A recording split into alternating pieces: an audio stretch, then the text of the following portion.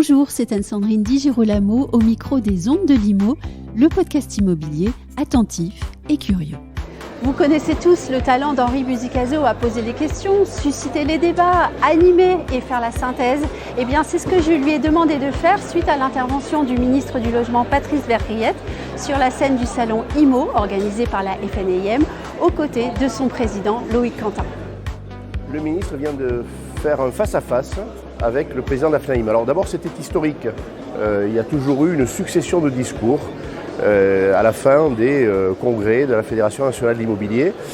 Le style a changé. Alors c'est important parce que le ministre lui-même n'aime pas les discours comme ça qui descendent. Il préfère les échanges. Et c'est aussi le cas de Loïc Quentin, le président de la Fédération, qui vivait son premier congrès officiellement de président.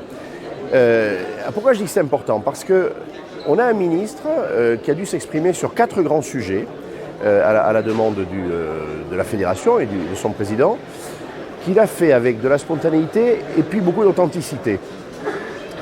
Est-ce qu'il a promis n'importe quoi ? Est-ce qu'il va atteindre tous les objectifs qu'il souhaite en matière budgétaire ? Certainement pas, mais il est pragmatique. Alors, premier sujet. Il a été évidemment pris à partie en quelque sorte par la Fédération sur l'affaiblissement du marché de la revente.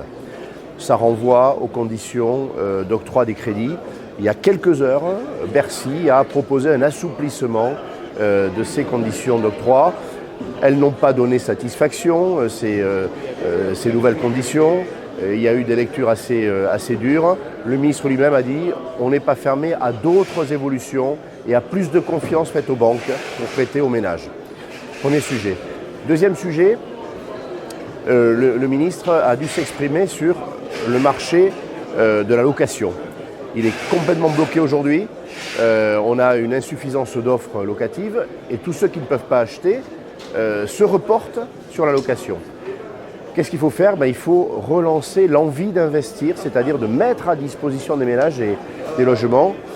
La réponse, c'est une mission qui a été donnée par Patrice Vergriete à 2 députés, dont une était avec nous ce matin, Anaïs Demeure, pour inventer un nouveau statut fiscal de l'investisseur immobilier qui donne envie, pour simplifier, qui donne envie aux ménages d'acheter. Et puis le ministre garde le cap en ayant un peu réduit ses ambitions, de dire les investisseurs institutionnels, je veux qu'ils soient au rendez-vous de l'histoire aussi. Ils ont aujourd'hui 1% du marché locatif, je veux qu'ils en aient 4%. Voilà, il a donné des chiffres, c'est la première fois, qui à la fois sont ambitieux, multipliés par 4, et à la fois qui laissent aux ménages l'essentiel de la mission grâce à un nouveau statut fiscal. Troisième sujet, la transition environnementale. Le ministre est un pragmatique. Quand il est arrivé, on lui a dit le calendrier est intenable de la loi climat résilience, on n'y arrivera jamais, il n'y a que des problèmes. Il les prend les uns après les autres et on ne peut pas dire qu'il les néglige. Le DPE va être amélioré notamment pour les appartements, les logements de petite superficie. Aujourd'hui, il n'est pas adapté, il les disqualifie et donc il les rend non louables. C'est un travail qui est en cours. Il veut travailler à structurer la filière diagnostiqueur. C'est en cours.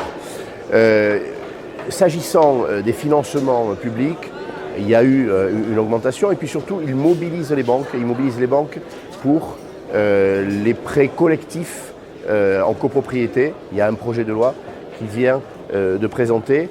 Bref, là encore, un grand pragmatisme.